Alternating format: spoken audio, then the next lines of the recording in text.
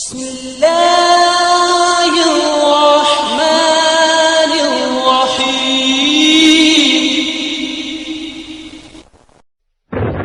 الحمد لله المتوحد بجلال ذاته وكمال صفاته المتقدس في نعوت الجبروت عن شوائب النقص وسماته والصلاة والسلام على النبي المكرم المفخم المؤزم الحي في قبره بحياته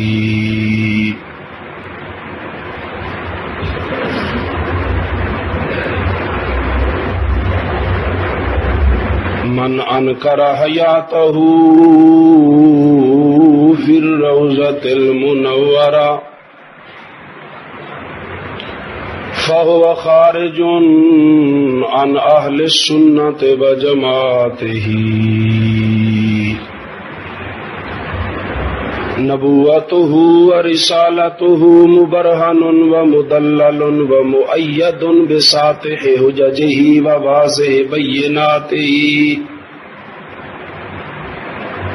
وعلى آله وأصحابه هداة طريق الحق وهماته ورواته وقضاته أما بعد فأعوذ بالله من الشيطان الرجيم بسم الله الرحمن الرحيم وإذا قرئ القرآن فاستمعوا له وأنصتوا لعلكم ترحمون قال رسول الله صلى الله عليه وسلم إنما جعل الإمام ليؤتم به فإذا كبر فكبروا وإذا قرأ فأنصتوا قال رسول الله صلى الله عليه وسلم من كان له إمام فقراءة الإمام له قراءة صدق الله العظيم وصدق رسوله النبي الكريم ونحن على ذلك لمن الشاهدين والشاكرين والحمد لله رب العالمين. درود پاک پڑھ لیں.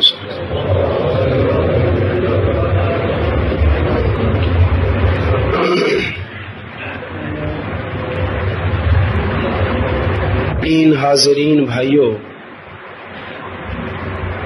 دوستوں اور بزرگوں، بہت جید قسم کے علماء کرام اور پاکستان کی معروف شخصیتیں آپ کے سامنے تھوڑی دیر بعد جلوہ افروز ہونے والی ہیں. آپ ان کے بیانات سے انشاءاللہ محظوظ ہوں گے.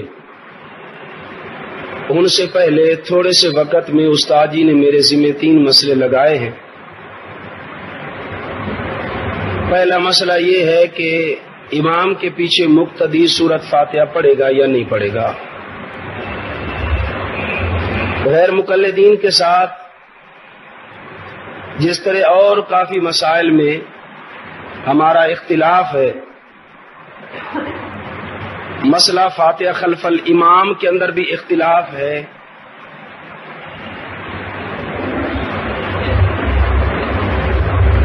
اس مسئلے میں ہمارا نظریہ، ہمارا مسلک یہ ہے کہ امام کے پیچھے مقتدی قرآن نہیں پڑھ سکتا، وہ سورت فاتحہ ہو یا سورت یاسین ہو، سورت ملک ہو یا سورت تغابن ہو، قرآن پاک کی جو سورت بھی ہو وہ امام کے پیچھے نہیں پڑھ سکتا، اس کی قرات نہیں کر سکتا. غیر مقلدوں کا کہنا یہ ہے کہ فاتحہ فرض ہے اور باقی 113 صورتیں جو ہیں وہ نہیں پڑھنی چاہیے اور فاتحہ ضرور پڑھنی چاہیے.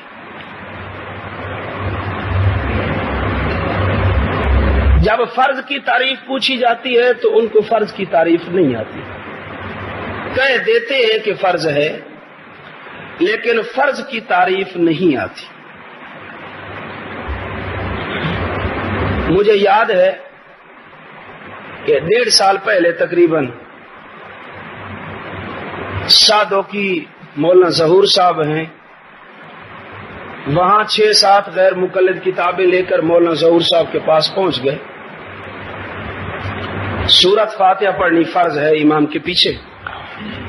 انہوں نے میری طرف ایک آدمی بھیجا، میں بھی چلا گیا چپکے سے. میرے نام سے واقف تھے لیکن شکل سے واقف نہیں تھے. جاتے ہی میں نے بات مولانا ظہور صاحب سے لے لی. میں نے کہا بات ہو کیا رہی ہے جی؟ یہ کہتے ہیں جی مقتدی کے لیے فاتحہ کا پڑھنا فرض ہے. میں نے کہا پہلے مولانا صاحب فرض کی تعریف کر دیں، پھر فاتحہ کو مقتدی کے لیے فرض ثابت کر دیں، آسانی ہو جائے گی. میں نے کہا فرض کی تعریف کرو، تو ایک کہتا ہے کہ نبی کی زبان فرض ہوتی ہے. میں نے کہا یہی حدیث پاک کے اندر دکھا دو کہ لسان النبی صلی اللہ علیہ وسلم فرض،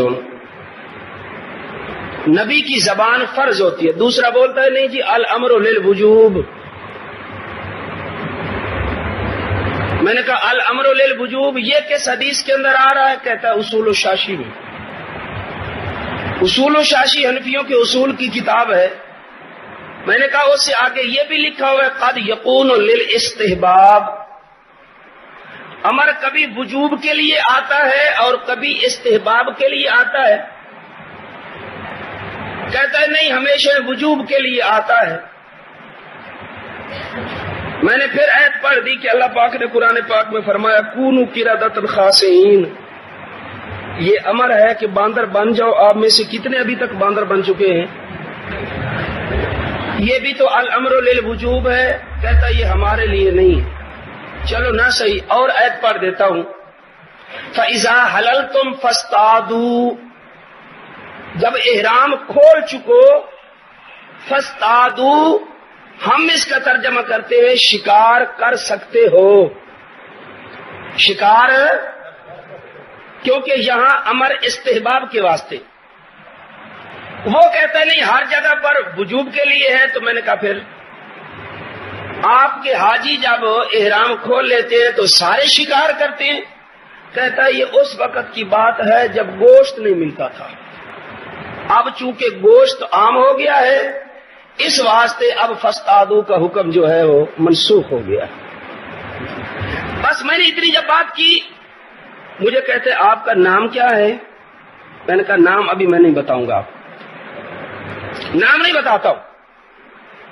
قرآن کی کوئی ایک آیت ایسی پڑھو میرے سامنے جس کا مفہوم یہ ہو کہ مقتدی فاتحہ پڑھے اس پر فاتحہ فرض. کہتا ہے دیکھو قرآن پاک میں آ رہا ہے فَقْرَؤُوا مَا تَيَسَّرَ مِنَ الْقُرْآنِ. یہ آیت پڑھ کر دھوکہ دیتے. میں نے کہا یہ کس صورت میں آ رہا ہے؟ یہ جی مزمل میں. میں نے کہا مزمل کب نازل ہوئی ہے؟ کہتا ہے حضور کے دور میں نازل ہوئی تھی. اس کا مطلب یہ ہے کہ کچھ صورتیں ایسی بھی ہیں جو آقا علیہ الصلوۃ والسلام کے جانے کے بعد بھی نازل ہوئی. حضور علیہ الصلوۃ والسلام کے دور میں آئی ہے. میں نے اس طرح کیا. توجہ کرنا ذرا. سب سے پہلے سورت اقرا بسم ربک الذی خلق یہ نازل ہوئی. دوسرے نمبر پر سورت نون والقلم اور مزمل تیسرے نمبر پر. اس کے بعد مدثر اور 5ویں نمبر پر سورت فاتحہ آ رہی ہے. یہ نزول کے اعتبار سے تفسیر اتقان میں اسی طرح لکھا ہوا ہے. اب سورت مزمل تیسرے نمبر پر آ رہی ہے جس کے اندر یہ لفظ ہے فَقْرَؤُوا مَا تَيَسَّرَ مِنَ الْقُرْآنِ. جس سے ہمارے دوست استدلال کرتے ہیں کہ مقتدی فاتحہ پڑھے جن لفظوں سے وہ لفظ جس سورت میں ہے وہ سورت کون سے نمبر پر آ رہی ہے؟ تیسرے نمبر پر. اور سورت فاتحہ 5ویں نمبر پر آ رہی ہے. جب فَقْرَؤُوا مَا تَيَسَّرَ مِنَ الْقُرْآنِ کا حکم آسمان سے نازل ہوا تھا اس وقت ابھی تک فاتحہ آسمان سے اتری. جب آسمان سے وہ صورت آئی نہیں ہے تو پہلے حکم اس کا کس طرح آ گیا؟ مجھے کہتا ہے یہ کہاں لکھا ہوا ہے کہ یہ تیسرے نمبر پر وہ 5ویں نمبر پر؟ میں نے کہا جی تفسیر اتقان میں. اسے معلوم تھا کہ اتقان اس کے پاس نہیں ہے. جلدی کرو دکھاؤ ورنہ جھوٹے ہو. میں نے کہا میرے پاس کتاب نہیں ہے. جلدی کرو دکھاؤ. اگر اپنے پاس نہ ہوتی تو شاید گزر کر جاتا, لیکن میرے پاس نہیں تھی. اب زور دے رہا ہے. سامنے تفسیر ثنائی پڑھی ہے مولوی ثناء اللہ امرسری غیر مقلد کی. میں نے کہا یہ کون سی کتاب ہے؟ کہتا ہے تفسیر ثنائی ہے. اور تفسیر ثنائی مولانا ثناء اللہ امرسری صاحب نے لکھی ہے. اس کے اندر سارے مسئلے قرآن حدیث سے ہیں. آپ کے مسلک کے مطابق کوئی مسئلہ نہیں ہے, آپ اس کو ہاتھ نہ لگائیں. میں نے کہا یار دیکھنے میں کیا حرج ہے, ہو سکتا ہے وہی ترتیب نزولی جو میں نے بیان کی ہے اس کے اندر بھی ہو. اور مجھے صفحے کا پتہ تھا کہ کہاں لکھا ہوا ہے. جو بات میں نے کی ہے وہ بات اس کتاب کے اندر بھی تھی جو وہ گھر سے لائے تھے. کتاب میں نے اٹھا لی. کہتے مولوی صاحب اس کو رکھ دو. میں نے کہا یار دیکھنے میں کیا حرج ہے, 2-4 گھنٹے میں نے ادھر کیے پھر ادھر کیے, آپ کو نہیں ملتا مسئلہ. پھر میں نے وہ اصلی جگہ نکالی اور میں نے دکھایا. میں نے کہا یہ دیکھو مزمل تیسرے نمبر پر اور فاتحہ 5ویں نمبر پر آ رہی ہے. جو بات میں کر رہا تھا میرے پاس کتاب نہیں تھی, آپ جو گھر سے کتاب لائے تھے اس سے یہ مسئلہ نکل آیا. کہتے آپ کا نام کیا ہے؟ میں نے کہا میں بتاتا ہوں آپ کو نام اپنا. کرو ترجمہ فقرؤ ما تیسر من القرآن کا. فقرؤ پڑھو, ما تیسر جو آسان ہو, من القرآن کے سے قرآن سے. تو یہاں علماء بیٹھے, قرآن کا معنی اگر وہ فاتحہ کرے, من القرآن کہ فاتحہ پڑھو, اگر یہاں قرآن کا معنی فاتحہ ہے تو میں نے کہا میں بھی ایک آیت پڑھوں گا جس کے اندر لفظ قرآن ہوگا اور آپ کو معنی فاتحہ کرنا پڑے گا. فقرؤ ما تیسر من القرآن کے اندر اگر قرآن کا معنی فاتحہ ہے تو وَإِذَا قُرِئَ الْقُرْآنَ کے اندر بھی قرآن کا معنی کیا ہوگا؟ وَإِذَا قُرِئَ الْقُرْآنُ, جب فاتحہ پڑھی جائے فَاسْتَمِعُوا لَهُ, آرام سے سنا کرو اسے. کہتا ہے نہیں. دیکھو دو لفظ ایک ہی جگہ پر آ رہے ہیں. جب آمین کا مسئلہ آتا ہے نا تو غیر مقلد وہ بخاری صفحہ 108 والی روایت نکالتے ہیں, اذا قال الامام غیر المغضوب علیہم ولا الضالین فقولوا آمین. آمین بلند آواز سے کہو. تو میں وہی پکا کر لیتا ہوں کہ قولو کا کیا معنی ہے. ایک قولو کا معنی یہ ہے کہ بلند آواز سے آمین کہیے, یہی معنی ہے بالکل. ہاں قولو کا معنی بلند آواز سے. بس اگلا صفحہ نکالتا ہوں, آگے لکھا ہوا ہے قولو ربنا لک الحمد. جب امام سمع اللہ لمن حمدہ کہے قولو ربنا لک الحمد, تو ربنا لک الحمد بھی زور سے کہا کرو. دو قولو کے سیگے آ رہے ہیں, دو لفظ آ رہے ہیں, ایک 108 پر 109 پر. ایک جگہ کرتے ہیں قولو کا معنی بلند آواز سے کرو کہو, اور دوسری جگہ قولو کا معنی کرتے ہیں ایستا. بے عین ہی اسی طرح فقرؤ ما تیسر من القرآن, یہاں قرآن کا معنی کرتے ہیں فاتحہ. اور جب ہم وَإِذَا قُرِئَ الْقُرْآنُ فَاسْتَمِعُوا لَهُ وَأَنصِتُوا لَعَلَّكُمْ تُرْحَمُونَ پڑھتے ہیں, اس وقت کہتے ہیں کہ فاتحہ قرآن سے خارج ہے. فاتحہ قرآن سے, جب خود آیت پڑھتے ہیں تو فاتحہ قرآن میں داخل ہو جاتی ہے, اور جب ہم آیت پڑھتے ہیں تو فاتحہ قرآن سے خارج ہو جاتی ہے. تو یہ ان کی اپنی مرضی ہے, جس طرح چاہتے ہیں مسئلہ بناتے چلے جاتے ہیں. دیوبندی مسئلہ بناتے نہیں, مسئلہ بتاتے ہیں. ہم مسئلہ بتاتے ہیں, مسئلہ بنانے والی اور قوم ہے. باہر دیکھا نہیں آپ نے, چند دن پہلے طاہر القادری کا بیان آ گیا, مجھے سب کچھ کہا جائے, مجھے مولوی نہ کہا جائے. مجھے سب کچھ کہا جائے. میں نے دوستوں کو کہا اس کو جھوٹا کہو, فرادی کہو, بکواسی کہو, لانتی کہو, جو چاہو کہتے چلے جاؤ, لیکن مولوی نہ کہو. مولوی کا معنی ہوتا ہے مولا کی خبر دینے والا. یہ شیطان کی خبریں سناتا ہے, اس کو کون مولوی کہے گا.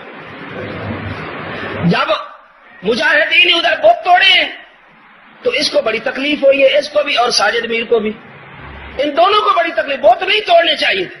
میں نے پنڈی پھٹیاں تقریر کی, میں نے کہا یہ وہ تمہارے لگتے کیا تھے؟ تھوڑے نانکے نے بہت تنجڑے سی توڑ،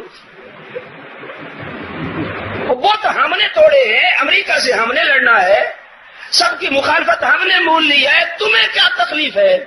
فتح مکہ کے موقع پر خدا کا شکر ہے کوئی غیر مقلد نہیں تھا، ورنہ نبی کریم علیہ الصلوۃ والسلام سے مشورہ آپ علیہ السلام کو مشورہ دیتا کہ بت نہ توڑے جائیں، ہم صلح کرتے ہیں، ہم صلح کرتے ہیں تاکہ کوئی چندہ ہمیں مل جائے۔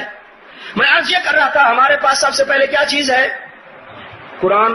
جب میں مناظرہ کرتا ہوں نا تو اپنے مد مقابل کو کہتا ہوں کہ قرآن پڑھ، قرآن قرآن قرآن پڑھ کر فقرؤ ما تیسر من القرآن، لیکن نہ ترجمہ کرتا ہے نہ تفسیر کرتا ہے بیچارہ۔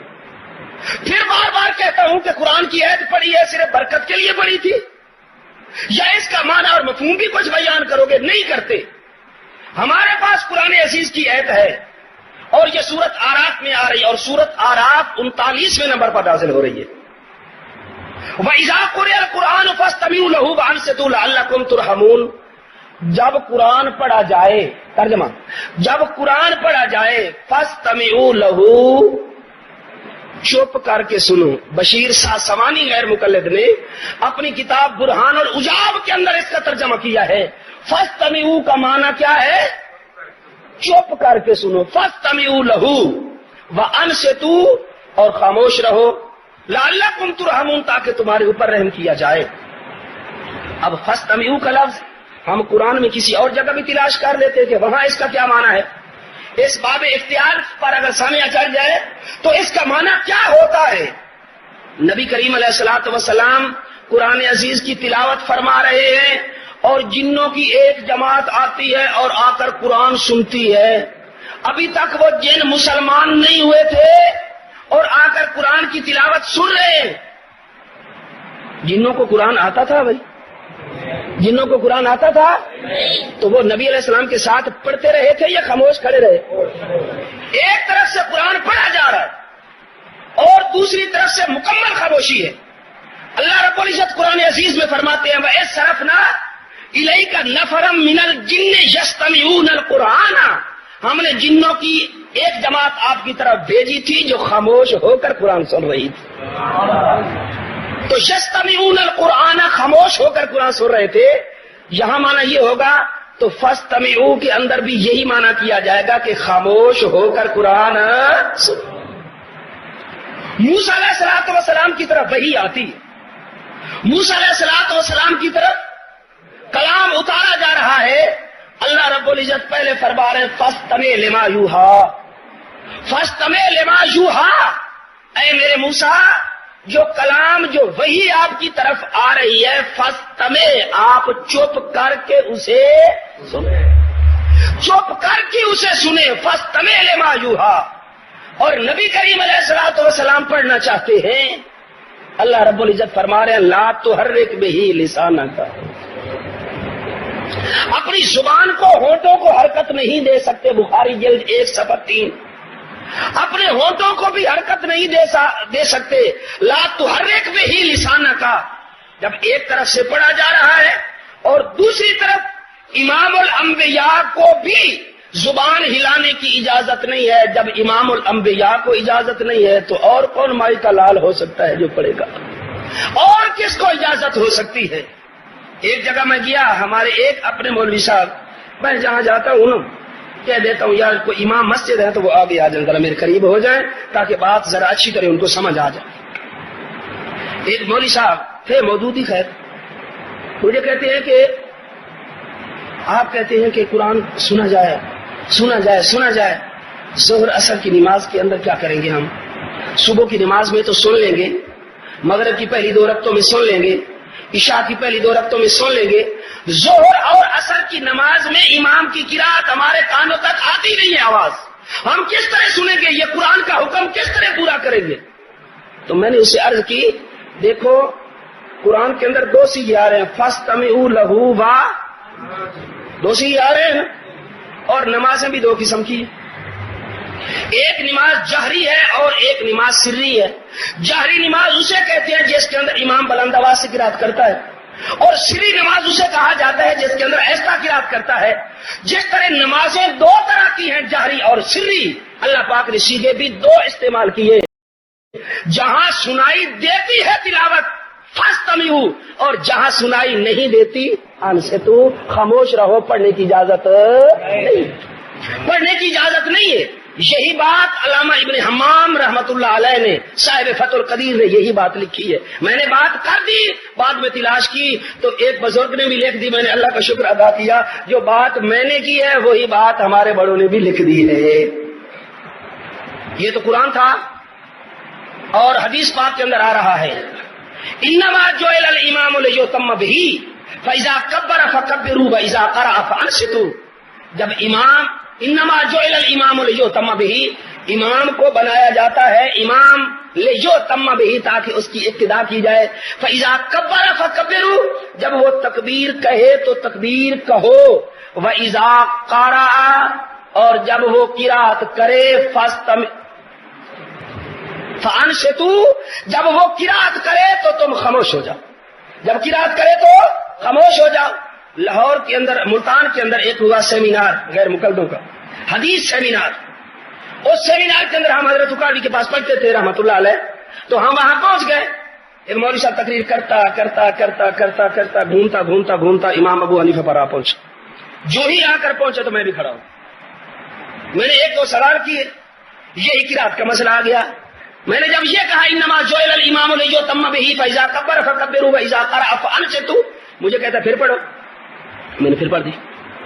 کہتا لفظ قارئ کا ہے، قارئ کا، اور قرات فاتحہ کے بعد شروع ہوتی ہے، قرات فاتحہ کے بعد شروع ہوتی ہے۔ میں نے کہا سوچ لو، کہتا ہے قرات فاتحہ کے بعد شروع ہوتی ہے۔ میں نے کہا سوچ لو، بخاری جلد 1 صفحہ 104 پر امام بخاری باب باندھتے ہیں، باب وجوب القراءۃ للامام والماموم، وجوب قراءت کا باب، امام کے لیے بھی واجب اور مقتدی کے لیے بھی واجب۔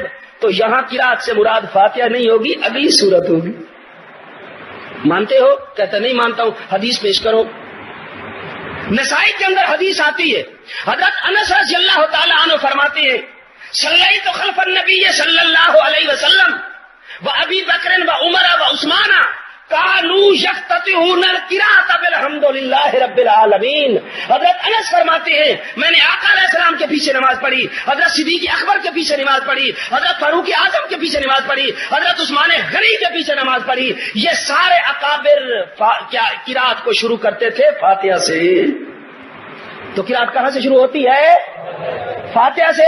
یہ جو کہا جاتا ہے کہ فاتحہ سے اگلی سورت سے شروع ہوتی ہے، یہ قرآن حدیث کے اندر تحریف کی جاتی ہے، نہ قرآن میں آتا ہے نہ حدیث میں آتا ہے۔ ایک ہی بات مثال دے کر بات ختم کرتا ہوں۔ جب امام کو امام بنایا جاتا ہے، یہ بحث تو بڑی طویل ہے، سمیٹ رہا ہوں۔ جب امام کو امام بنایا جاتا ہے اس کے پیچھے ایک مقتدی ہوتا ہے۔ اب مقتدی جتنا بڑا بھی ہو، وزیر ہو، مشیر ہو، بادشاہ ہو، صدر ہو، جب تک امام رکوع نہ کرے وہ رکوع نہیں کر سکتا، جب امام سجدہ جب تک نہ کرے وہ نہیں کر سکتا، اور سجدے سے سر بھی امام سے پہلے نہیں اٹھا سکتا۔ نبی پاک علیہ الصلوۃ والسلام نے فرمایا جو امام کے سجدے سے پہلے سر اٹھانے سے پہلے سر اٹھا لیتا ہے، یا رکوع سے سر اٹھانے سے پہلے سر اٹھاتا ہے، اس کو ڈرنا چاہیے کہ کہیں اس کا سر گدھے جیسا نہ بنا دیا جائے۔ تو یہ امام کی مخالفت کرنے والے کو گدھا بنایا جا رہا ہے۔ جو امام کی مخالفت کرتا ہے، جو امام کی مخالفت کرتا ہے، نبی علیہ الصلوۃ والسلام فرماتے ہیں اسے ڈرنا چاہیے کہ اسے گدھا نہ بنا دیا جائے۔ اب جو چھوٹے امام کی مخالفت کرتا ہے وہ چھوٹا گدھا ہوگا، اور جو امام اعظم کی مخالفت کرتا ہے اس کو حمار اعظم کے علاوہ میں کیا کہہ سکتا ہوں؟ نعرہ تکبیر، محمدی صاحب۔ امام مقتدی، توجہ، امام تکبیر تحریمہ کہہ رہا ہے، مقتدی بھی تکبیر تحریمہ کہتا ہے، لیکن امام کی تکبیر کے بعد مقتدی کی تکبیر ہوگی، امام کے رکوع کے بعد مقتدی کا رکوع ہوگا، امام کے سجدے کے بعد اس کا سجدہ ہوگا، امام کے قومے کے بعد اس کا قومہ ہوگا، امام کے جلسے کے بعد مقتدی کا جلسہ ہوگا۔ تو جتنے وہ عمل کرے گا امام کے عمل کے بعد کرے گا نا، بعد کرے گا۔ تو یوں کہہ لو کہ امام جس طرح خود امام ہے، امام کا ہر عمل بھی امام ہے۔ جس طرح امام خود امام ہے، امام کا ہر عمل بھی مقتدی جس طرح خود مقتدی ہے، اس مقتدی کا ہر عمل امام کے عمل کا مقتدی ہے۔ بات سمجھ آ رہی ہے آپ؟ مقتدی کا ہر عمل امام کے ہر عمل کا مقتدی ہے۔ اگر امام سجدہ کرتا ہے تو اس کا سجدہ امام ہے، مقتدی سجدہ کرتا ہے تو اس کا سجدہ کیا ہے؟ مقتدی ہے۔ اسی طرح سارے اعمال، اگر امام قرآن پڑھتا ہے تو امام کا قرآن امام، اور مقتدی اگر قرآن پڑھتا ہے تو مقتدی کا قرآن مقتدی بنے گا۔ اللہ رب العزت نے منع فرما دیا کہ مقتدی قرآن نہیں پڑھ سکتا، کیوں کہ اگر مقتدی قرآن پڑھے گا تو قرآن مقتدی بنے گا۔ قرآن مقتدا بننے کے واسطے آیا ہے، کبھی کسی کا مقتدی نہیں بنتا۔ قرآن امام بننے کے واسطے آیا ہے، کبھی کسی کا ماموم نہیں بنتا، وہ حالت ہی ایسی ہے۔ اسی واسطے فرمایا گیا کہ رکوع اور سجدے کے اندر قرآن کی تلاوت نہیں کر سکتے علماء بچے، رکوع اور سجدے کی حالت میں قرآن کی تلاوت نہیں کر سکتے۔ قرآن کو قرآن میں امام فرمایا گیا، قرآن کو فرمایا گیا کہ قرآن امام ہے۔ توجہ، قرآن جب قرآن خود امام ہے تو قرآن امام کو امام کے سپرد کرنا چاہیے، امام کو امام کے سپرد کرنا چاہیے، اور مقتدی امام کے پیچھے قرات نہیں کر سکتے۔ دوسرا مسئلہ رفع یدین کا ہے۔ رفع یدین پر بھی شور بڑا ہوتا ہے۔ کئی دفعہ مناظرے کے اندر ہم نے تعریف پوچھی، پہلے حکم پوچھا رفع یدین کا کہ رفع یدین ہے کیا، فرض ہے، واجب ہے، سنت ہے، مستحب ہے، جائز ہے، کیا ہے؟ حضرت ایک واقعہ سنایا کرتے تھے کہ ایک جگہ میں مناظرہ کرنے کے لیے گیا، ادھر سے 9 مولوی آ گئے گوجرا کے قریب۔ جب 9 مولوی آئے، میں نے کہا رفع یدین فرض ہے، سنت ہے، تو ایک بولا کہنے لگا سنت، ایک بولا کہتا سنت ہے۔ حضرت نے فرمایا موقدہ یا غیر موقدہ؟ موقدہ یا اگو آخر مولوی صاحب موقدہ غیر موقدہ دس تیمہ کا اگو کیڑا سوال کرو گے میرے سے؟ کہتا ہے ہم موقدہ شوقدہ کو نہیں مانتے، موقدہ شوقدہ کو۔ حضرت نے فرمایا چلو یہ بتا دو کہ رفع صبح کی سنتیں اور عصر کی پہلی 4 سنتوں کے اندر کوئی فرق ہے یا نہیں؟ وہ کہنے لگا فرق ہے، فرق ہے۔ حضرت نے فرمایا کہ رفع یدین صبح کی سنتوں کی طرح ہے یا عصر کی سنتوں کی طرح ہے؟ پھر کہتے ہیں اگر میں یہ بتا دوں تو پھر کون سا سوال کرو گے؟ حضرت نے فرمایا اگر تم نے یہ کہہ دیا کہ عصر کی سنتوں کی طرح رفع یدین سنت ہے تو پھر میں یہ کہوں گا جس طرح عصر کی سنتیں ساری زندگی کوئی آدمی نہ پڑھے، نہ اس کے خلاف اشتہار چھپانا چاہیے، نہ اس کو مناظرے کا چیلنج کرنا چاہیے، نہ اس کے ساتھ لڑائی کرنی چاہیے، نہ اس کو منکر سنت کہنا چاہیے، نہ اسے تارک سنت کہنا چاہیے، نہ اسے منکر حدیث کہنا چاہیے۔ جس طرح ساری زندگی کوئی عصر کی سنت نہ پڑھے اس کی نماز ہو جاتی ہے، جو ساری زندگی رفع یدین نہیں کرے گا اس کی نماز ہو جائے گی۔ اچھا مولوی صاحب یہ بتاؤ کہ اگر میں نے یہ کہہ دیا کہ صبح کی سنتوں کی طرح، پھر کون سا سوال کرو گے؟ استاد جی نے فرمایا میں پھر یہ کہوں گا کہ صبح کی سنتوں کے بارے میں نبی پاک علیہ السلام نے فرمایا، ابو داؤد کے اندر حدیث آتی ہے، لا تدعوہما وان طردتکم الخیل، تمہیں گھوڑے دوڑا رہے ہو پھر بھی صبح کی سنتیں نہ چھوڑو۔ تاکید آ گئی نا؟ جب تاکید آ گئی تو جس طرح صبح کی سنتوں کے اندر تاکید ہے، میں رفع یدین کی تاکید پوچھوں گا کہ نبی کریم علیہ الصلوۃ والسلام نے کہاں تاکید فرمائی ہے، وہ نکال کر مجھے دکھاؤ۔ اب حضرت فرماتے میں اتنی بات کر رہا تھا، باہر 2 آدمی ایک دوسرے کے ساتھ رفع یدین بھی اور رفع نالین بھی شروع ہو گیا، وہاں ایک دوسرے کی پٹائی کر رہے ہیں، مار رہے ہیں ایک دوسرے کو۔ میں نے کہا یہ غیر مقلد کو چھڑواؤ اور آپ نے حنفی کو ادھر لے آؤ، غیر مقلد کو دفع کرو جانے دو۔ وہ کہنے لگا حضرت دو میں غیر مقلد ہیں آپس میں لڑتے پہ۔ حضرت فرمایا کہ لڑتے کیوں ہیں؟ کہ ان ایک بندہ ہے عوام دا تے دوسرا بندہ ہے مولوی لے آنے والا۔ وہ جڑا عوام والا ہے او دوجے بندے کٹی جاندا ہے، جنے مولوی لے آندے نے کہ تو 9 اندر سارے بے وقوف جی کری جاندے نے، کوئی جواب ہی نہیں دے۔ ایسے پاگل مولوی تو لے آندے سارے جی کری جاندے، جواب ہی کوئی نہیں ہوندا۔ تو یہ بیچارے مولانا منیر صاحب نے 4 گھنٹے کوشش کی کہ رفع یدین سنت ہے لے کر نہیں لیتے تھے، رفع یدین سنت ہے لفظ لے کر نہیں دیا۔ آخر کے اندر مولانا نے فرمایا اگر لے کر نہیں دیتے ہو تو یہ کہہ دو کہ سنت نہیں ہے۔ سنت کہتے ہیں سنت ہے، لکھ کر کہتے ہیں سنت ہے اور لکھ کر نہیں دیتے۔ یاد رکھنا پسرور میں ایک آدمی غیر مقلد ہو گیا، 1 سال پہلے کی بات۔ دوستوں نے مجھے بلا لیا، میں نے اس کے ساتھ بات کی۔ مجھے کہتا ہے، میں نے کہا اصل بات یہ ہے کہ جب آتے ہیں نا تو پہلا ان کا طریقہ ہے واردات، اور پہلا خیر یہ ہوتا ہے کہ دیکھو جی گھر سے آئے، وضو بھی کیا، ٹھنڈے پانی سے وضو کیا، مسجد میں بھی آئے، نماز بھی ادا کی، اور نماز اگر سنت کے خلاف ادا کی تو پھر نماز پڑھنے کا فائدہ کیا؟ مجھے کہتا ہے کہ واللہ بخدا اسی طرح مجھے غیر مقلدوں نے کہا تھا. میں نے کہا مجھے معلوم ہے. اور رات بھی ایک میرے پاس آیا تھا، ایک غیر مقلد، دوجا پٹھان، ایک ساپت دوا اڈنا. 1.5 گھنٹے کے اندر میں نے اس کی طبیعت صاف کر دی. پھر جاتے ہوئے کہہ رہا تھا نہ تم مانتے ہو نہ ہم مانتا ہے، نہ تم مانتے ہو نہ ہم مانتا ہے، کوئی بھی نہیں مانتا. نماز جب ابتدا میں شروع ہوئی ہے تو نماز کے اندر مختصر بھائی، نماز کے اندر کچھ عبادات تھی اور کچھ عادات تھی. توجہ کرنا، نماز کے اندر کچھ عبادات اور کچھ عادات. اب نماز میں بولنا، نماز بھی پڑھنا ہے. توجہ بھائی، جب نماز آئی ہے تو نماز کے اندر کتنی چیزیں تھیں؟ 2. نماز کے اندر چلنا، یہ کیا ہے؟ نماز کے اندر کھا لینا، یہ کیا ہے؟ عادت. یہ کچھ عادات تھی اور کچھ عبادات تھی. جو نماز مکمل ہوتی چلی گئی تو عادات ختم ہوتی چلی گئی اور باقی کیا رہ گئی؟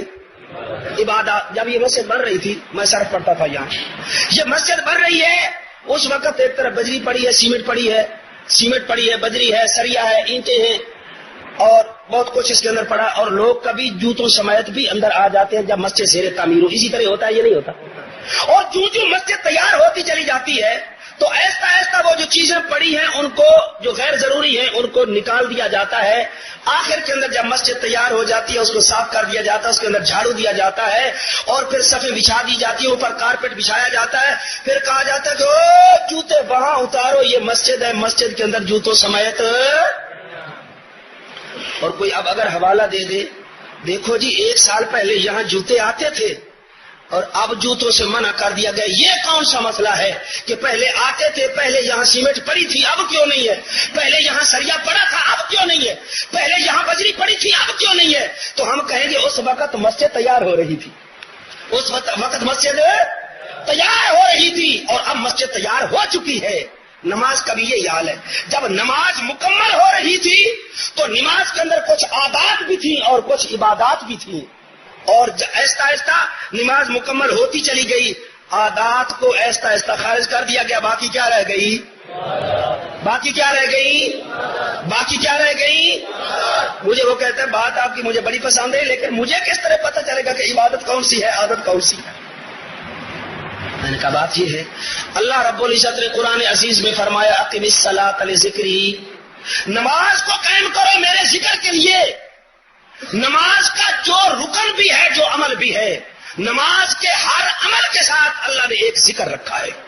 خیال کرنا ذرا، اللہ اکبر. یہ ہاتھوں سے ایک میں نے عمل کیا اور زبان سے ایک ذکر کیا.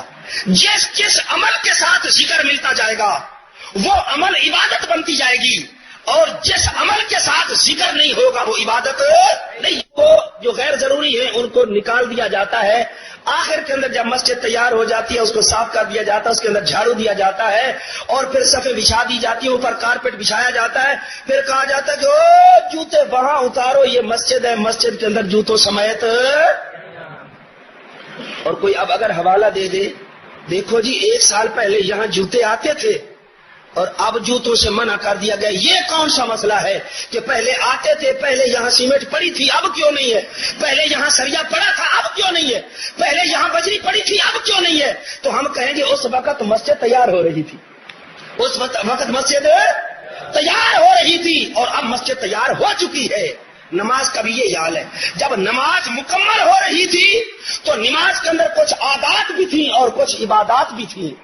اور ایسا ایسا نماز مکمل ہوتی چلی گئی، عادات کو ایسا ایسا خارج کر دیا گیا. باقی کیا رہ گئی؟ باقی کیا رہ گئی؟ باقی کیا رہ گئی؟ مجھے وہ کہتے ہیں بات آپ کی مجھے بڑی پسند ہے، لیکن مجھے کس طرح پتہ چلے گا کہ عبادت کون سی ہے، عادت کون سی ہے؟ میں نے کہا بات یہ ہے، اللہ رب العزت نے قرآن عزیز میں فرمایا اقم الصلاۃ لذکری، نماز کو قائم کرو میرے ذکر کے لیے. نماز کا جو رکن بھی ہے، جو عمل بھی ہے، نماز کے ہر عمل کے ساتھ اللہ نے ایک ذکر رکھا ہے. خیال کرنا ذرا. اللہ اکبر، یہ ہاتھوں سے ایک میں نے عمل کیا اور زبان سے ایک ذکر کیا. جس جس عمل کے ساتھ ذکر ملتا جائے گا وہ عمل عبادت بنتی جائے گی، اور جس عمل کے ساتھ ذکر نہیں ہوگا وہ عبادت نہیں ہے. رکوع کے اندر ہم گئے، رکوع کے اندر جب پہنچے تو رکوع کے اندر گئے تو رکوع کی تسبیح الگ، اور جب رکوع کے لیے گئے ایک حالت سے دوسری حالت کے لیے منتقل ہوئے تو کیا کہا تھا ہم نے؟ اللہ ہو. اور جب اوپر کو گئے تو ایک حرکت کی اور ایک ذکر کیا، سمع اللہ لمن حمدہ. اور جب اللہ نیچے گئے تو ایک ذکر ہے اللہ اکبر. جب پیشانی زمین پر لگائی تو اللہ اکبر کی رے ختم ہو جانی چاہیے، اور چونکہ سجدے کا آگے ذکر الگ شروع ہو رہا ہے. اب نماز کے جتنے اعمال ہیں ان اعمال کے ساتھ دیکھیں کوئی نہ کوئی ذکر ضرور ہے. یہ بات اتنی سمجھ آ گئی بھائی آپ کو؟ اب جب رکوع کے لیے گئے تو عمل ہم نے دو، اگر رفع یدین کیا ہے، اگر رفع یدین کیا ہے تو عمل دو کیے اور ذکر ایک کیا. عمل دو کون سے کیے؟ ایک تو رکوع پر گئے اور دوسرا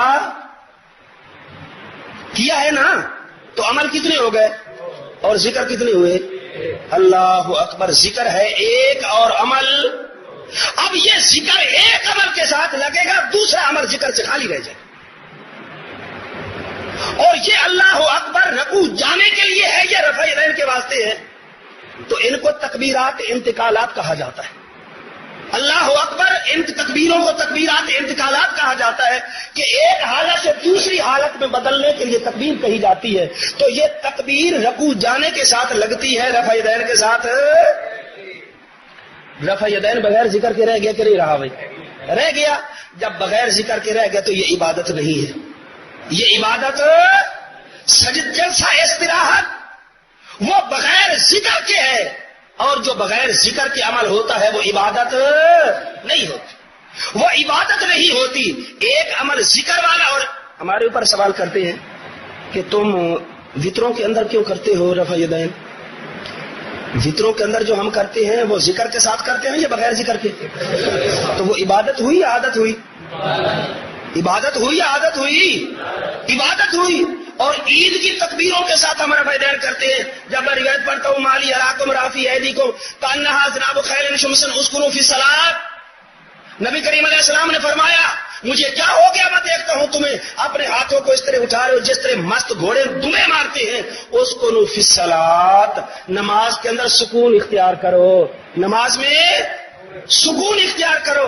اس وقت کہتے ہیں دیکھو جی اگر یہ مست گھوڑوں کی دموں کے ساتھ رفع یدین کو تشبیہ دی گئی ہے تو تم بھی تو عید کی تکبیروں کے اندر مست گھوڑے بنے ہوئے ہوتے ہو یا نہیں ہوتے ہو؟ میں نے دو جواب لکھے تو توفیق حدیث کے اندر اس کے. میں نے پہلی بات کی ہے کہ سال کے بعد جو ہاتھ ہلایا جائے اس کو مست گھوڑوں کی دم کے ساتھ تشبیہ نہیں دی جا سکتی، کیونکہ مست گھوڑا جو ہوتا ہے وہ اکثر ہلاتا رہتا ہے، جو سال بعد ہلا ہے وہ مست ہوتا ہی نہیں ہے. سال بعد ہلانا کوئی مستی نہیں. مستی تو یہ ہے کہ ہر وقت ہلاتا رہے. دوسرا یہ کہ ہم جو رفع یدین عید کے اندر کرتے ہیں تو ہر تکبیر کے ساتھ ہمارا ذکر ہوتا ہے، ہر تکبیر کے ساتھ. اور جو مع ذکر ہو رفع یدین وہ عبادت ہے، اور جو ذکر سے خالی ہو وہ کیا ہے؟ وہ عادت ہے. اب رفع یدین کی حدیثیں آ رہی ہیں کرنے کی بھی چھوڑنے کی بھی. یہ اتنے چلاک ہیں، کرنے والی دکھاتے ہیں چھوڑنے والی نہیں دکھاتے. میں نے اسے کہا بخاری اٹھاؤ صفحہ 102 پر کرنے کی حدیث ہے، صفحہ 114 پر چھوڑنے کی حدیث آ رہی ہے. مسلم اٹھاؤ صفحہ 168 کے اوپر کرنے کی آ رہی ہے، صفحہ 181 کے اوپر منع کی حدیث آ رہی ہے. اور ابو داؤد اٹھاؤ صفحہ 105 پر کرنے کی آ رہی ہے اور صفحہ 109 پر چھوڑنے کی حدیث آ رہی ہے. ترمذی اٹھاؤ صفحہ 35 کے اوپر پہلے کرنے کی ہے بعد میں نہ کرنے کی ہے. محدثین پہلے حضور کی زندگی پہلی زندگی کا عمل درج کرتے ہیں، بعد میں بعد والی زندگی کا عمل درج کرتے ہیں. اور امام بخاری رحمۃ اللہ علیہ نے بخاری جلد 1 صفحہ 96 پر لکھا انما یؤخذ بالآخر فالآخر من فعل النبی صلی اللہ علیہ وسلم. ہمیں وہ عمل لینا چاہیے نبی علیہ السلام کا جو آخری عمر تک کیا ہو. نبی کریم علیہ الصلوۃ والسلام نے رفع یدین آخری عمر تک نہیں کیا، اور پہلی حدیث دکھاتے ہیں بعد والی نہیں دکھا. تیسرا مسئلہ، بہت وقت کم ہے، تیسرا مسئلہ ہے طلاق کا. تیسرا مسئلہ طلاق کا کہ ایک مجلس کے اندر 3 طلاقیں دی جائیں تو وہ نافذ ہوتی ہیں یا نہیں ہوتی. اللہ تعالیٰ نے انسان کے ساتھ دو قسم کے رشتے بنائے ہیں. ایک رشتہ وہ ہے جو اللہ نے جوڑا ہے اور ایک رشتہ وہ ہے جو بندہ خود جوڑتا ہے. جو رشتہ اللہ نے جوڑا ہے وہ کبھی نہیں ٹوٹ سکتا کسی صورت کے اندر بھی. باپ بیٹے کا رشتہ اللہ نے جوڑا ہے, ماں بیٹی کا رشتہ اللہ نے جوڑا ہے, بھائی بھائی کا رشتہ یہ اللہ نے جوڑا ہے. ایک آدمی تسبیح لے کر 1000 مرتبہ روزانہ کرے کہ یہ میرا بیٹا نہیں ہے, بیٹا نہیں ہے, بیٹا نہیں ہے, بیٹا نہیں ہے, بیٹا نہیں ہے, تو پھر بھی وہ بیٹا ہی رہے گا, کیونکہ یہ رشتہ اللہ تعالیٰ کا جوڑا ہوا ہے. اس رشتے کو کوئی نہیں توڑ سکتا, کہے پھر بھی نہیں ٹوٹتا. ہاں اتنی بات ہے کہ اگر باپ بیٹا ان میں سے کوئی ایک دوسرے کا قاتل ہو جائے تو قاتل مقتول کی میراث سے محروم ہو جاتا ہے, ترکے سے محروم ہو جاتا ہے. رہتا وہ بیٹا ہی ہے اور باپ ہی رہتا ہے. یا دونوں میں سے ایک کافر ہو تو کافر جو ہے دوسرے کے ترکے سے, ایک دوسرے کے ترکے سے یہ دونوں محروم ہو جائیں گے. اللہ اکبر. اور دوسرا رشتہ وہ ہے جو بندوں نے بندوں کے ساتھ جوڑا ہے. ضرورت کے لیے جوڑا بھی جا سکتا ہے اور ضرورت کے لیے اسے, وہ خامد بیوی کا رشتہ ہے, وہ خامد بیوی کا رشتہ ہے. تو اب طلاق کا ایک تصور عیسائیوں کے اندر ہے, ایک یہودیوں کے اندر ہے اور ایک مسلمانوں کے اندر ہے. عیسائیوں کے اندر سرے سے طلاق ہوتی نہیں ہے. جس کا نکاح ایک دفعہ ہو جائے جب تک وہ مرے نہ وہ خامد سے جدا نہیں.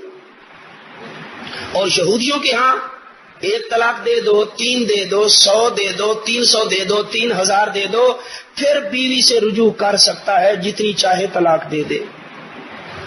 مسلمانوں کے ہاں کیا ہے؟ مسلمانوں کے ہاں ہے الطلاق مرتان, رجی طلاقیں 2 ہوتی. رجی طلاقیں 2 ہیں جن کے بعد رجوع کیا جا سکتا ہے. الطلاق مرتان, 1 طلاق دی رجی, بعد میں رجوع کر سکتا ہے, 2 دے دی پھر بھی رجوع. فَإِمْسَاكُمْ بِمَعْرُوفٍ أَوْ تَسْرِيحٌ بِإِحْسَانٍ, یہ چھوڑ دو یا رکھ لو. آگے اللہ رب العزت نے فرمایا فَإِن طَلَّقَهَا فَلَا تَحِلُّ لَهُ مِن بَعْدُ حَتَّى تَنكِحَ زَوْجًا غَيْرَهُ. اگر تیسری طلاق دے دی تو اب وہ بیوی اس خامد کے لیے حلال, حتیٰ تنکح زوجن غیرہ, حتیٰ کہ آگے کسی اور خامد کے ساتھ نکاح مع جمع کرے, پھر وہ اپنی مرضی سے طلاق دے دے یا مر جائے, پھر پچھلے کے واسطے حلال ہو جاتی ہے, عدت کے بعد نکاح کر سکتی ہے. اب مسئلہ ہے 3 طلاق کا. ایک مجلس کے اندر 3 طلاقیں دی جائیں تو نافذ ہوتی ہے یا نہیں ہوتی؟ نبی کریم صلی اللہ علیہ وسلم کے سامنے ایسے فیصلے آئے. حضرت محمود ابن لبید رضی اللہ تعالی عنہ کی روایت ہے کہ ایک شخص نے رسول پاک صلی اللہ نسائی کے اندر حدیث آ رہی, نبی کریم علیہ الصلوۃ والسلام کے سامنے طلاق دے دی اور 3 طلاقیں دی. طلق امراتہ ثلاثا جمیعا, 3 طلاقیں دی. نبی کریم علیہ السلام ناراض ہوئے اور فرمایا اجلعب بکتاب اللہ وانا بین اظہرکم, میری موجودگی میں اللہ کی کتاب کے ساتھ مذاق کرتے ہو, میری موجودگی میں خدا کی کتاب کے ساتھ اقتداء اور تمسخر کرتے ہو, میری موجودگی میں ایسا کیوں کر رہے ہو؟ اتنا غصہ نبی پاک علیہ الصلوۃ والسلام کو آیا, حتیٰ کہ ایک صحابی کھڑا ہو گیا اور اجازت مانگ رہے, اللہ اقتلہ یا رسول اللہ, میرا جی چاہتا ہے میں اس کو قتل کر دوں جس نے 3 طلاقیں آپ کی مجلس میں اکٹھی 3 طلاقیں دی ہیں. اب نبی پاک علیہ الصلوۃ والسلام اتنا ناراض ہو رہے ہیں کہ دوسرا صحابی قتل کے لیے تیار ہو گیا ہے. نبی علیہ الصلوۃ والسلام اسی لیے ناراض ہو رہے ہیں کہ بیوی جدا ہو گئی ہے, اگر بیوی اسی کی رہتی اور رجوع کا حق ہوتا تو آقا علیہ السلام اتنا ناراض نہ ہوتے, نبی کریم علیہ الصلوۃ والسلام اتنا ناراض نہ ہوتے. اب جب لوگ طلاق دیتے ہیں تو حنفی ہوتے, جب طلاق دے لیتے حنفی ہوتے ہیں, میرے پاس آتے, میں کہتا ہوں ہو گئی, بٹ صاحب کے پاس ہو گئی, کارن صاحب کے پاس گئے, انہوں نے کہا جی ہو گئی, سارے علماء کے پاس کہتے ہو گئی ہو گئی ہو گئی ہو گئی ہو گئی. پھر ایک ان کے کان میں ڈالنے والا ہوتا ہے کہ ایک اور کمپنی بھی ہے جو حرام کو حلال کر رہی ہے آج کل, وہ غیر مقلد. استاد جی ایک واقعہ سناتے ہیں کہ سکھر کے اندر ایک مولوی صاحب ہیں, ان کے پاس جو آدمی مسئلہ پوچھنے کے لیے جاتا کہ میں نے 3 طلاقیں اپنی بیوی کو دی ہیں, حنفی کہتے ہیں کہ تینوں واقعہ ہو گئی ہیں, وہ طلاق ہوئی ہے یا نہیں؟ وہ کہتا ہے قرآن لاؤ جلدی کرو, قرآن. قرآن لے آتا ہے وہ شخص سر پر یوں رکھ لے, دیکھو یہ میرے سر پر قرآن ہے, میں اپنی بیوی کو طلاق دے رہا ہوں, طلاق طلاق طلاق طلاق طلاق طلاق طلاق طلاق طلاق طلاق. وہ طلاق 30-40 دے دیتا ہے, پھر کہتے ہیں دیکھو میری بیوی کو جدا ہوئی ہے مجھ سے, طلاق ہوئی ہے میری بیوی کو. 28 سال سے وہ اسی طرح طلاقیں دے رہا ہے, ابھی تک اس کا نکاح اتنا پکا ہے کہ بیوی کو طلاق نہیں ہوئی, اتنا پکا نکاح ہے. اور یاد رکھنا دوستو, وقت نہیں ہے, حدیثیں بے شمار ہیں. سنن الکبریٰ بیہقی کے اندر 7ویں جلد صفحہ نمبر 333 کے اوپر حدیث آ رہی ہے. ایک ہی حدیث سنا کر بات ختم کر رہا ہوں کہ حضرت امام حسن رضی اللہ تعالی عنہ, ان کو جب خلافت ملی حضرت علی مرتضیٰ کی شہادت کے بعد رضی اللہ تعالیٰ, تو ان کی بیوی نے ان کو مبارک دی کہ آپ کو خلافت مبارک ہو. جب اتنی بات کہی تو حضرت کو ناراضگی آ گئی, بیوی کو طلاق دے دی اور فرمانے لگے کہ اس کا مطلب یہ ہے کہ تو میرے باپ کی شہادت پر خوش ہے, مجھے مبارک دے رہی ہے خلافت کی, اور 3 طلاقیں اکٹھی دے دی, بیوی کو الگ کر دیا, جدا ہو گئی. اور پھر قاصد کو بھیجا, کچھ مال و متاع دے کر, کوئی سامان دے کر, کچھ کپڑے دے کر, کوئی کھجورے دے کر, کوئی پیسے دے کر بھیج دیا کہ لے جا اس کے پاس. جب یہ سامان اس بیوی مطلقہ کے پاس پہنچا تو حدیث پاک کے اندر آتا ہے فبکت, وہ رو رہی تھی اور اتنی روئی اور ساتھ یہ کہنے لگی کہ متاع قلیل من حبیب مفارق, چھوڑنے والے یار نے سامان تھوڑا دیا ہے, چھوڑ بھی دیا ہے اور سامان بھی تھوڑا دیا ہے. اس قاصد نے آ کر حضرت امام حسن کو یہ ساری بات سنائی کہ وہ بہت رو رہی تھی. جب اتنی بات امام حسن نے سنی تو وہ بھی رونے لگے, فبکا خود رو رہے ہیں. اور آگے فرماتے ہیں لولا انی سمعت جدی, اگر میں نے اپنے نانا جی سے یہ بات نہ سنی ہوتی کہ 3 طلاقیں ایک مجلس میں دینے سے 3 ہو جاتی ہے تو میں بیوی کو گھر لے آتا. مجھے اتنا ترس آ رہا ہے, لیکن میں نے نانا جی سے سنا ہوا ہے کہ 3 ایک مجلس میں 3 ہی ہوتی ہیں, رجوع کی گنجائش نہیں ہوتی, تو اب میں نہیں لا سکتا ہوں, میرے سامنے اپنے نانا جی کا فرمان ہے. دوستو خیال کرنا ذرا, ایک ہے بیوی کو پیارا کرنا اور پھر کسی غیر مقلد کے فتوے پر اسے گھر لے آنا, اور ایک ہے بچوں کو پیارا کرنا, ایک ہے خاندان کو خوش کرنا. ایک طرف اللہ اور اس کا رسول ہے اور دوسری طرف خاندان ہے. یاد رکھو, جو شخص 3 طلاقیں دینے کے بعد پھر بیوی کو اپنے گھر میں لاتا ہے, میں علماء کی مجلس کے اندر علل اعلان کہتا ہوں, وہ زنا کرواتا ہے, زنا کرتا ہے, وہ نکاح نہیں ہوتا, کیا ہوتا ہے. اور جو علامہ صاحب فتویٰ دے رہے ہیں ان کو ڈرنا چاہیے کہ میں نے قبر کے اندر ایک دن جانا ہے, میں نے خدا کے حضور ایک دن پیش ہونا ہے. میں جو فتویٰ دے رہا ہوں تو جتنی دفعہ یہ شخص زنا کرے گا میرے فتوے کے ساتھ وہ سارا زنا اس علامہ صاحب کے سر پر ہوگا یا نہیں ہوگا. اب علامہ صاحب کی مانو گے یا اللہ اور اس کے رسول کی مانو گے. لاہور کے اندر میں بیٹھا تھا, ایک لڑکی نے میری طرف خط لکھا, لے کر آیا ایک آدمی, کہتی ہے کہ 2 میرے بچے ہیں, میرے خامد نے مجھے 3 طلاقیں دی ہیں, مولوی صاحب اللہ اور اس کے رسول کی بات بتانا, مجھے خامد بھی پیارا تھا اور ہے, بچے بھی پیارے ہیں, گھر بھی پیارا, لیکن اللہ اور اس کا رسول مجھے اس سے بھی زیادہ پیارا ہے. ان گنہگار ہاتھوں سے میں نے لکھا کہ اس خامد کے ساتھ اب تیرا کوئی تعلق نہیں, اس خامد کے ساتھ تیرا کوئی تعلق نہیں ہے. جب وہ رکا لے کر گیا تو اس نے آ کر مجھے بتایا, بیوی نے فوراً پردہ کر لیا اور خامد کو کہتی ہے اللہ اور اس کے رسول سے تو مجھے پیارا نہیں, چلا جا. اور میں جا رہی ہوں تیرے گھر سے. کچھ ایسے مرد مجاہد بھی ہیں کہ جو مسئلے کی حقیقت تک جب پہنچ جائے تو اس پر عمل کرتے ہیں, برادری کو بھی چھوڑ دیتے.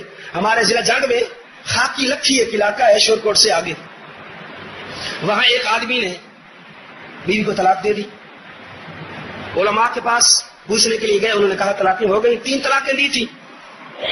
جب واپس آیا روتا ہوا, مولوی کہتے ہیں طلاق ہو گئی ہے, عورتیں کٹھی ہو گئی ہیں زنانیاں.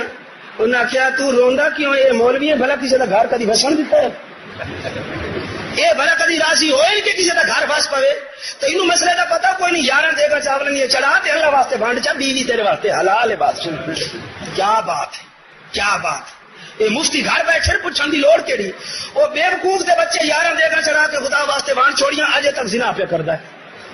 مولانا حق نواز صاحب واقعہ سنا دے کہ جبو آنا ایک علاقہ جنگ دے اگے, اتنے مولوی صاحب نے کی کیتا, بچی چھوٹی ہے, یہ جنازہ پڑھایا, 3 تکبیراں پڑھ کے سلام خلاص. ایک بندہ آیا, مولوی صاحب تسی 3 تکبیراں آکھیے, اس کہ یار میں 4 ہی آخی ہیں، دعا آ گیا، تیجا آ گیا، چوتھا آ گیا، پنجواں آ گیا.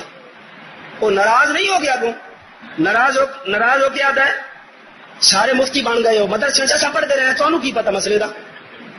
مدرسے ساڈے کیتے گھس گئے پڑھ کے سفا ہوتے مسئلے کا تمہیں پتا کوئی نچی جی تو چھوڑ رہی بھلا 4 تکبیریں 50 پیسہ دیا. یہ گل سمجھ آئیے تمہیں؟ چھوٹی سی بچی ہے بھلا 4 تکبیروں کا بوجھ اٹھا سکتی ہے؟ وہ چھوٹی جی لڑکی ہے بھلا 4 تکبیروں 50 پیسہ سکتی ہے؟ مولانا صاحب واقعہ سنا کے اگو دس دے ہوں کہ جاہل کبھی اپنی بات اپنی غلطی نہیں مانتا اور عالم مان جایا کرتا ہے. عالم اپنی بات کو مان جایا کرتا ہے.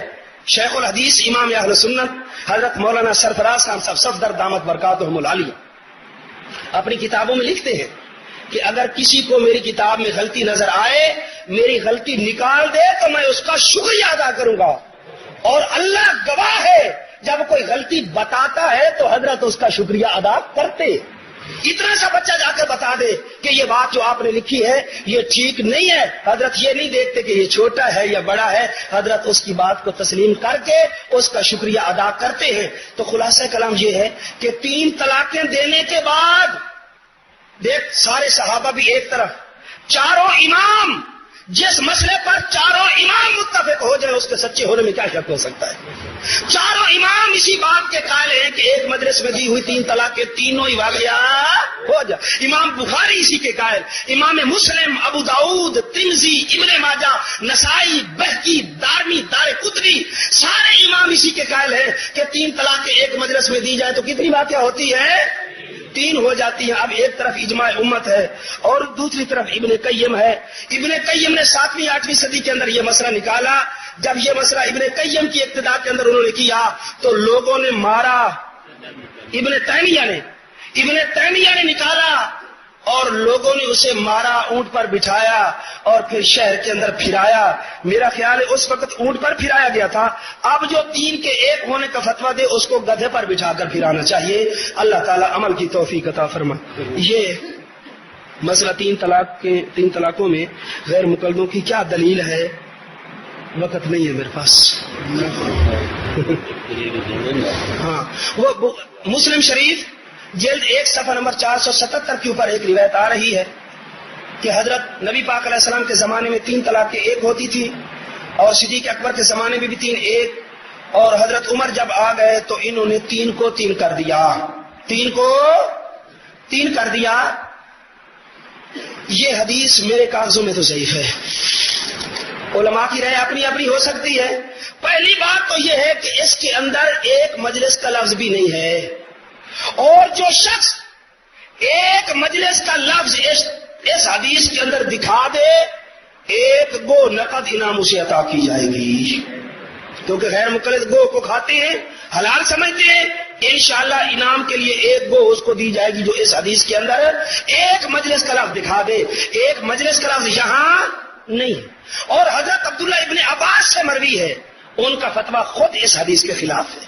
اور جب راوی عبد الرحمن مبارک پوری نے تحفۃ العابدی کے اندر لکھا کہ راوی الحدیث سے ادرا بمرادہ من غیرہ، کہ حدیث کا جو راوی ہوتا ہے اس روایت کا مطلب دوسروں سے زیادہ سمجھتا ہے.